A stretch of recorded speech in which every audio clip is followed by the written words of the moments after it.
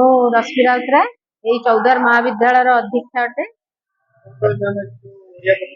आज आम सरकार निर्देश क्रमे आम एप्रिल 1 रु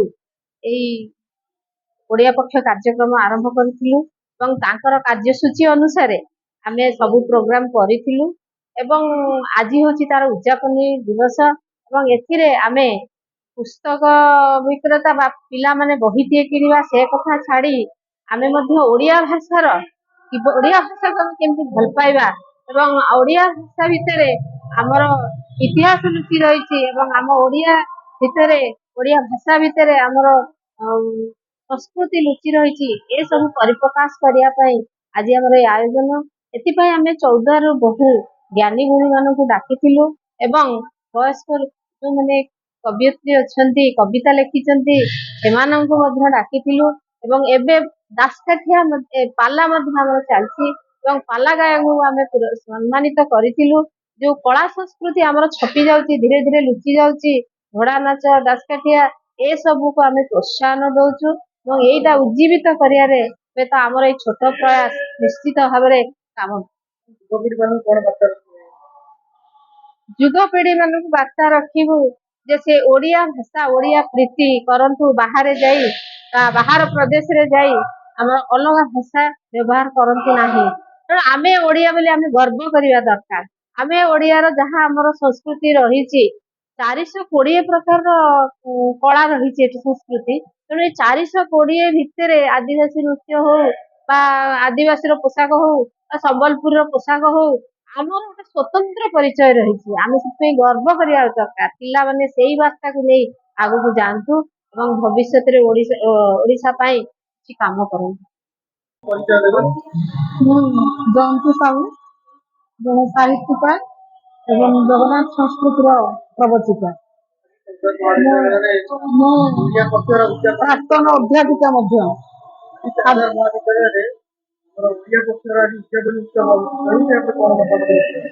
आज 14 महाविद्यालय ओडिया पक्षर उद्यापन दिवस रे मते मुख्य अतिथि भाव डाकी समस्त प्रथम मोर धन्यवाद एवं कृतज्ञता जनाऊँ। 14 अध्यक्षा महोदया सम्माननीय रश्मि राउतराय महोदया को मु प्रथमे मोर अंतर कृतज्ञता जनाऊँ साधुवाद जनाऊँ एवं मो सहित मुख्य वक्ता भाव ओडिशा प्रसिद्ध संलापकार बाणीवर पुत्र श्रीजुक्त विजय मल्ल महोदय सभा मंडन करथिले मंच मंडन करथिले एवं मुख्य वक्ता भावे से तांकर ओडिया भाषा उपरे बहुत विशद आलोचना समस्त को सुनैथिले भारी सुंदर भाव आ मते मध्य किछि ओडिया भाषा संपर्कित कहिया पई जो निर्देश दिया हैतिला सेठी मोर स्वल्प समय भितर मु ओडिया भाषा मातृभाषार जयगान करथिली एवं गोटे धाड़ी कहिथिली मातृभूमि मातृभाषार ममता जागृत जननी नाही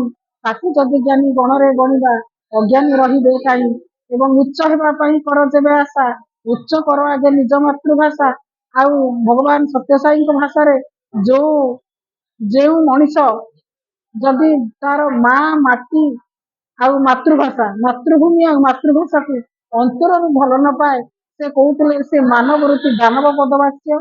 महात्मा गांधी कहते जे जदि गोटे प्राथमिक स्तर में गोटे छोट पिला को शिशु को तार मातृभाषा शिक्षा वंचित करा जाए ताकू मातृ स्तन्यपान वंचित करने सह समान से पिला मातृभाषार शिक्षा न पाई भविष्य एक दुर्बल व्यक्तित्व परिणत हम। तेणु मातृभाषा सब बेले आमर सार माँ माटी मातृभाषा को आम समस्त भल पाइबा मातृभाषार जयगान करवा मातृभाषार टेक रखा गोटे जातिर अस्मिता तार भाषा गोटे जातिर परिचय तार मातृभाषा जो जाति जो तार मातृभाषा को सम्मान दे शिखी बहुल व्यवहार कर शिखी से जाति से उन्नत समृद्ध। मो घर आग्राहाट परिड़ा साई मो ना निर्मला परिड़ा। मु एते खुशी अच्छी ଯେ କହିପାରୁନି। ମୁଁ 74 ବର୍ଷରେ କଲେଜକୁ ଆଜି ଆସିଥିଲି ମୁଁ ପାଠ ପଢିବା ପାଇଁକା। ହୁଏତ ଆଜି ଅଛି କାଲି ନଥିବି, କିନ୍ତୁ ପାଠ ପଢିଲି, ମୋ ଜୀବନକୁ ଧନ୍ୟ କଲି। ଆଉ ମୁଁ ଯାଉଛି ଗୋଟେ କବିତା କହିକି ଯାଉଛି ଆପଣଙ୍କ ପାଖରେ। ଆମ ଓଡିଆ ବାପା ବୋଉ ଡାକ ଭୁଲି ଯାଉଛନ୍ତି, ତେଣୁ ବାପା ବୋଉଠୁ ମିଠା ନାହିଁ। ଯଦି ବାପା ଡାକିବ ବୋଉ ଡାକିବ ପାଟିରୁ ମିଠା ଆସେ, କିନ୍ତୁ ମମି ଡାଡିରେ ନଥାଏ। ତେଣୁ କହୁଛି ସବୁ ମିଳିପାରେ ନ ମିଳିବ ଆଉ, ତୁମ ଦୂର ବୋଉ ଡାକ। ଜୀବନ ମରଣେ ଜରା ଯୌବନେ ଦିଏ ଯେ ପରମ ସୁଖ। ଲହୁଣୀଠୁ ବଳି ଆହୁରି କୋମଳ ବୋଉର ପଦିଏ କଥା। କଥା ପଦିକରେ ହରି ନିଏ ସବୁ ଜାଣୁନ ମରମ ବ୍ୟଥା। ବେଶୀ ପନ ପଡେ ବୋଉ ହାତ ରନ୍ଧା ମାଟି ହାଣ୍ଡି ଭାତ ପଖାଳ। ବଢି ବାଇଗଣ ଆଳୁ ଚଟଣିରେ ବୋଉ ଖୁଆଇ ଦିଏ ଚଞ୍ଚଳ। ସବୁ ଅଛି ମନ ଲାଗୁଛି ସପନ କାଲି ପରି ଦିନ ଯାଏ। ଯେତେ ଦୂରେ ପୁଅ ରହିଲେ ପଛକେ ବୋଉକୁ ଭୁଲିବ କିଏ। କେତେ ଦୁଃଖ କଷ୍ଟ ସହିଛି ଜୀବନେ କରିନି କେବେ ସେ ଦୁଃଖ। ନିଜ ସୁଖ ଭୁଲି ଆମ ସୁଖ ପାଇଁ ହୋଇନି କେବେ ବି ଦୁଃଖ। ମୁଣ୍ଡର ଝାଳକୁ ତୁଣ୍ଡରେ ମାରି ସେ ରକତ କରିଲା ପାଣି। ଯେତେ ଝଡ଼ ଝଞ୍ଜା ଆସେ ତା ଜୀବନେ ହସ ଦେଇଥାଏ ବୁଣି। ଓଦା ଜଡ଼ ବଡ଼ ଶୀତେ ଥର ଥର ଆମକୁ ଶୁଖିଲା ଦେଇ। ବନ୍ଥା ଓଦା ତାର ନଥାଏ ଖାତର ଆନନ୍ଦରେ ଯାଏ ଶୋଇ। ପୁଅ ବିଦେଶରୁ ଫେରୁଛି ଦୂରେ ଦେଖି ଭିଡ଼ ଟିକେ ବାଟ ଛାଡ଼।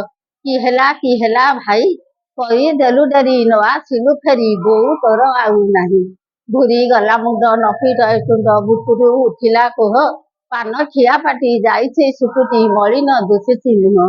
କେଡ଼େ ହିତକାଙ୍କ୍ଷୀ ବୋଉଟି ଆମର ହତାଦାର କରିଥାଉ। ଟିକେ ଆପଣ ପରିଚୟ ଦେବେ। ମୁଁ ବିଜୟ ମଲ୍ଲ ଲେଖକ। କଣ କହିବେ ଆଜି ଓଡ଼ିଆ ପକ୍ଷର ଆଜି ଉଦ୍ଯାପନ ହେଉଛି ଆପଣ ଚୌଧୁରୀ ମହାବିଦ୍ୟାଳୟ ପରିସରରେ ଓଡ଼ିଆ ପକ୍ଷ ପାଳନ ଅବସରରେ ଆଜି ଯେଉଁ କାର୍ଯ୍ୟକ୍ରମର ଆୟୋଜନ କରାଗଲା ସେଥିରେ ମୁଁ ଯୋଗ ଦେଇକି ମୋତେ ବହୁତ ଭଲ ଲାଗିଲା। ଆମେ ଓଡ଼ିଆ ଭାଷା ଓଡ଼ିଆ ସଂସ୍କୃତି ବହି ପଢ଼ିବାର ଅଭ୍ୟାସ ଏସବୁ ବିଷୟରେ ଆଲୋଚନା ଶୁଣିଲୁ ଏବଂ ଆଲୋଚନା କଲେ ଏବଂ ତା ସହିତ ଓଡ଼ିଶାର ଯେଉଁ ଲୋକକଳା ଅଛି ତା ମଧ୍ୟରୁ ପାଲା ଘୋଡ଼ା ନାଚ ଏସବୁ ମଧ୍ୟ ପ୍ରଦର୍ଶନ ହେଲା ଏବଂ ତା ସହିତ ଓଡ଼ିଶୀ ନୃତ୍ୟ ମଧ୍ୟ ଜଣେ ମହାବିଦ୍ୟାଳୟର ଛାତ୍ରୀ ସେ ମଧ୍ୟ ପରିବେଷଣ କଲେ।